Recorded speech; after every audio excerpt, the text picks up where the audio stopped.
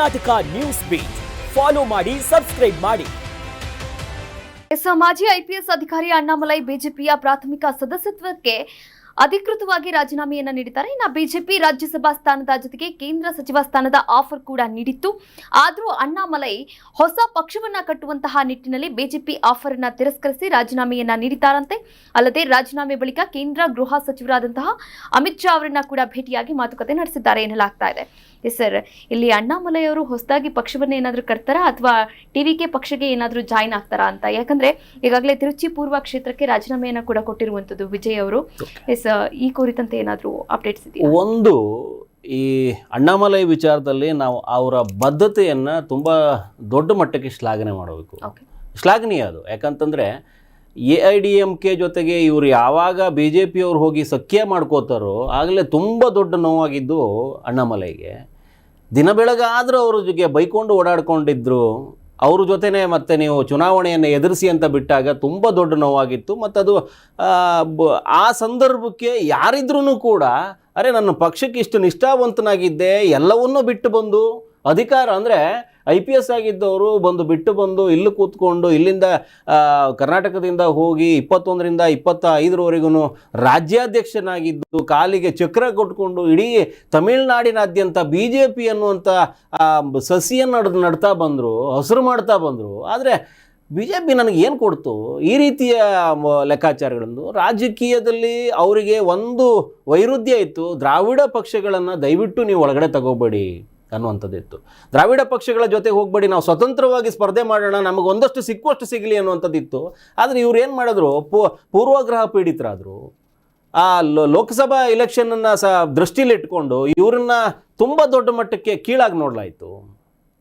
ಅದೆಲ್ಲೋ ಸೋಲು ಆಗಿರುವಂಥದ್ದನ್ನು ಇಲ್ಲೂ ಹಾಗೆ ಆಗುತ್ತೆ. ಲೋಕಸಭೆಯ ಚುನಾವಣೆಗಳು ಬೇರೆ, ವಿಧಾನಸಭೆಯ ಚುನಾವಣೆಗಳು ಬೇರೆ, ಸ್ಥಳೀಯ ಮಟ್ಟದ ಚುನಾವಣೆಗಳು ಬೇರೆ ಆಗುತ್ತೆ.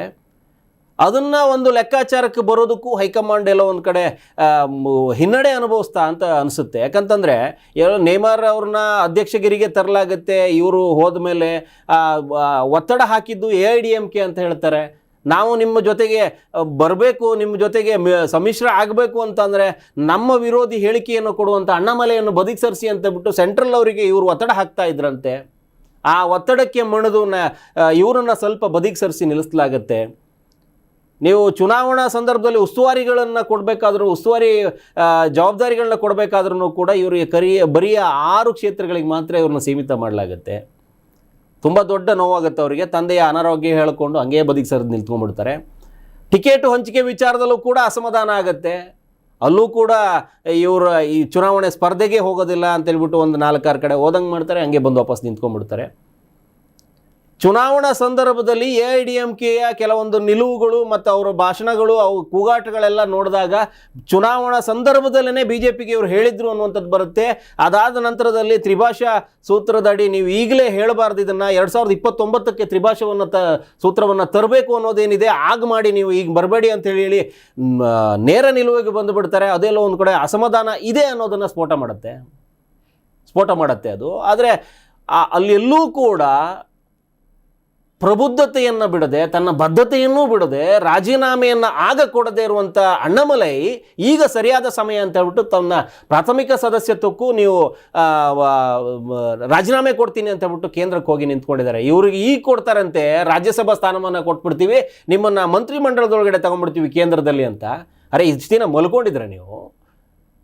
ಅವರು ಎದ್ದಾಗ ಅಂದರೆ ನಮ್ಮವರಲ್ವಾ ಬಿಡು, ಏನೋ ನಡೆದೋಗುತ್ತೆ ಅನ್ನುವಂಥ ನಿಟ್ಟಲ್ಲಿ ಬಂದಾಗ ಈ ರೀತಿ ಕಾರ್ಯಗಳಾಗ್ಬಿಡ್ತವೆ. ನೀವು AIDMKಯನ್ನು ತುಂಬ ನಂಬಿದ್ರಿ, ಹಿತ್ತಲ ಗಿಡ ಮದ್ದಲ್ಲ ಅಂತ ಹಾಗೇ ಕಿತ್ತು ಬಿಸಾಕ್ಬಿಟ್ರಿ. ಇಲ್ಲಿ ತುಂಬ ದೊಡ್ಡ ಶಕ್ತಿ ಇರುವಂಥ ಅಣ್ಣಾಮಲೈನ ಅಂದರೆ ಇವತ್ತು TVK ಇವತ್ತೇನು ಯೂತ್ಸನ್ನ ಅಟ್ರಾಕ್ಟ್ ಮಾಡಿ ಗೆದ್ದು ಇವತ್ತು ಅಧಿಕಾರವನ್ನು ಅನುಭವಿಸ್ತಾ ಇದೆ. ಇದೇ ಅಣ್ಣಾಮಲೈ ಮುಂಚೂಣಿಯಲ್ಲಿ ನಿಂತ್ಕೊಂಡ್ಬಿಟ್ಟು ನೀವು ಅವರ ಮುಂದಾಳತ್ವದಲ್ಲಿ ಏನಾದರೂ ಒಂದು ಪ್ರಯತ್ನ ಪಟ್ಟಿದ್ರೆ, ಈಗ ಅಲ್ಲದೇ ಇದ್ರೂ ಇನ್ನೊಂದು 5 ವರ್ಷಕ್ಕಾದರೂ ಒಂದು ಫಲ ನಿರೀಕ್ಷೆ ಮಾಡ್ಬೋದು. ಇವತ್ತು ಬಿತ್ತನೆ ಮಾಡ್ಬೋದಾಗಿತ್ತು. ನೀವು ಬಿತ್ತನೆ ಮಾಡಲಿಲ್ಲ, ಉಳುಮೆ ಮಾಡಲಿಲ್ಲ, ಇನ್ನೊಂದು ಮಾಡಲಿಲ್ಲ, ನಾಟಿ ಮಾಡಲಿಲ್ಲ, ಯಾವುದೂ ಮಾಡದೇ ಫಲದ ನಿರೀಕ್ಷೆ ಮಾಡ್ತಾ ಇದ್ದೀರಿ ಅಂತಂದರೆ ನೀವು BJPಗೆ ಎಷ್ಟು ಈ ತಮಿಳುನಾಡಿನ ಚುನಾವಣೆಯಲ್ಲಿ ಎಳಸಾಗಿ ನೀವು ಲೆಕ್ಕಾಚಾರ ಹಾಕ್ಕೊಂಡ್ರಿ ಅಂತ ಬರುತ್ತೆ. ಸೊ ನೀವು ಮಾಡಬೇಕಾಗಿರೋದು ಅಣ್ಣಾಮಲೈ ಅವರನ್ನು ಬಿತ್ತುವ ಕಾರ್ಯ ಮಾಡಬೇಕಾಗಿತ್ತು. ಇನ್ನೊಂದು 5 ವರ್ಷಕ್ಕೆ ಅದು ಬೆಳೆಯಾಗಿ ನಿಮಗೆ ಮುಂದೆ ನಿಂತ್ಕೊಂಡಿರೋದು. ನೀವು ಯಾವುದನ್ನೂ ಮಾಡದೇನೆ ತುಂಬ ಹತ್ತಿರಕ್ಕೆ ಬಂದುಬಿಟ್ಟು ಚುನಾವಣಾ ಸಂದರ್ಭದಲ್ಲಿ ನಿಂತ್ಕೊಂಡ್ಬಿಟ್ಟು ಅವ್ರನ್ನ ಯಾವುದಕ್ಕೂ ಬಾರದೇ ಇರುವಂಥ ವ್ಯಕ್ತಿ ಅಂತರ ಬದಿಗೆ ಸರಿಸಿ ನಿಂತ್ಕೊಂಡ್ಬಿಟ್ರೆ ಒಂದು ಪವರ್ಲೆಸ್ ಮ್ಯಾನ್ ಏನು ಮಾಡೋಕ್ಕೆ ಸಾಧ್ಯ? ಅವತ್ತಿಗೆ ಅವ್ರು ರಾಜೀನಾಮೆ ಕೊಡದೆ ನಿಮ್ಮ ಪಕ್ಷದ ಮರ್ಯಾದೆ ಉಳಿಸಿದ್ರಲ್ಲ, ಆ ಬದ್ಧತೆಗೆ ನೀವು ಇವತ್ತು ಅವ್ರನ್ನ ಉಳಿಸ್ಕೊಂಡು ಏನೋ ಒಂದು ಕೆಲಸ ಮಾಡೋದಕ್ಕೆ ಬಿಡಬೇಕಾಗಿತ್ತು. ಆಗಿದ್ದಾಗೋಗಿದೆ. ಚುನಾವಣಾ ಪೂರ್ವದಲ್ಲಿ ಆಗಿದ್ದು, ಚುನಾವಣೋತ್ತರದಲ್ಲಿ ಏನು ನೀವು ಕೂತ್ಕೊಂಡು ಮಾತಾಡಿ ಬಗೆಹರಿಸಬೇಕಾಗಿತ್ತು, ಸರಿಪಡಿಸಬೇಕಾಗಿತ್ತು, ಆ ಕಾರ್ಯಕ್ಕೂ ನೀವು ಕೈ ಹಿಡಿದಿಲ್ಲ. ಹಾಗಾಗಿ ನೀವು ಹೈಕಮಾಂಡಿನ ತಪ್ಪು ನಿಲುವುಗಳೇನಿದ್ದೋ ಅದಕ್ಕೆಲ್ಲವೂ ಇವತ್ತು ಉತ್ತರ ಕೊಟ್ಟಿದ್ದಾರೆ. ಪ್ರಾಥಮಿಕ ಸದಸ್ಯತ್ವವೂ ಬೇಡ ನಿಮ್ಮದು ಅಂತ ಹೇಳ್ಬಿಟ್ಟು ಬಿಟ್ಟುಬಿಟ್ಟು ಇವತ್ತು ದೆಹಲಿಯಿಂದ ಅವರೇನೋ ನಾಳೆ ಪತ್ರಿಕಾಗೋಷ್ಠಿ ಮಾಡ್ತಾರಂತೆ. ಅಲ್ಲಿ ನಮಗೆ ತಿಳಿದಿರುವ ಮಾಹಿತಿಯ ಪ್ರಕಾರ ಸದ್ಯಕ್ಕೆ ಹೊಸ ಪಕ್ಷದ ಲೆಕ್ಕಾಚಾರಗಳು 50% ಇದ್ದರೆ ಇನ್ನೊಂದು 50 ಭಾಗಕ್ಕೆ ತಮಿಳುನಾಡಿನ ಈ ಮೂಲದಲ್ಲಿ ನಿಂತು ತಮಿಳಿಗರ ಸಮಸ್ಯೆಯನ್ನು ಮುಂದೆ ನಿಂತುಕೊಂಡು ಚಳುವಳಿಯ ರೂಪದಲ್ಲಿ ಪಕ್ಷವನ್ನು ಹೆಸರನ್ನು ಹೇಳದೇನೆ ಒಂದು ಕಟ್ಟುವಂಥ ಪ್ರಯತ್ನ ಮಾಡ್ತಾರೆ.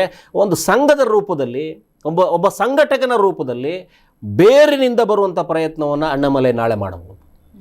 ಒಂದು ಬೇರೆ ಮಟ್ಟದಿಂದ ಬಂದುಬಿಡ್ತೀನಿ, ಒಂದು ಪಕ್ಷವನ್ನು ಈಗಲೇ ಅನೌನ್ಸ್ ಮಾಡೋದಕ್ಕಿಂತ ಒಬ್ಬ ಚಳುವಳಿಗಾರನಾಗಿ ಅಲ್ಲಿರುವಂಥ ಮೂಲ ಸಮಸ್ಯೆಗಳನ್ನು ಎತ್ತಿ ಹಿಡಿದು ತೋರಿಸ್ತಾ ಆ ಸಮಸ್ಯೆಯನ್ನು ಸರ್ಕಾರದ ಮುಂದೆ ಇಡ್ತಾ, ಅಧಿಕಾರದಲ್ಲಿ ಇಲ್ಲದೇ ಇದ್ರೂ ಕೂಡ, ಯಾವುದೇ ಸ್ಥಾನಮಾನ ಇಲ್ಲದೇ ಇದ್ರೂ ಕೂಡ ಒಂದು ವಿರೋಧ ಪಕ್ಷದ ನಾಯಕನ ರೀತಿಯಲ್ಲಿ ತಮಿಳುನಾಡಿನಲ್ಲಿ ಗುರುತಿಸುವಂಥ ಪ್ರಯತ್ನಕ್ಕೆ ಕೈ ಹಾಕದಂಗಿದ್ದಾರೆ ಅಣ್ಣಾಮಲೈ.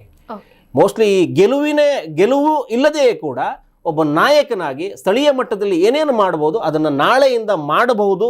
ಆ ನಿಟ್ಟಲ್ಲಿ ನಾಳೆ ಒಂದು ಸಂದೇಶವನ್ನು ಕೊಡಬಹುದು, ಪತ್ರಿಕಾಗೋಷ್ಠಿಯಲ್ಲಿ ಮಾಹಿತಿಯನ್ನು ಹಂಚ್ಕೋಬಹುದು. Yes, Karnataka news beat follow ಮಾಡಿ, ಸಬ್ಸ್ಕ್ರೈಬ್ ಮಾಡಿ.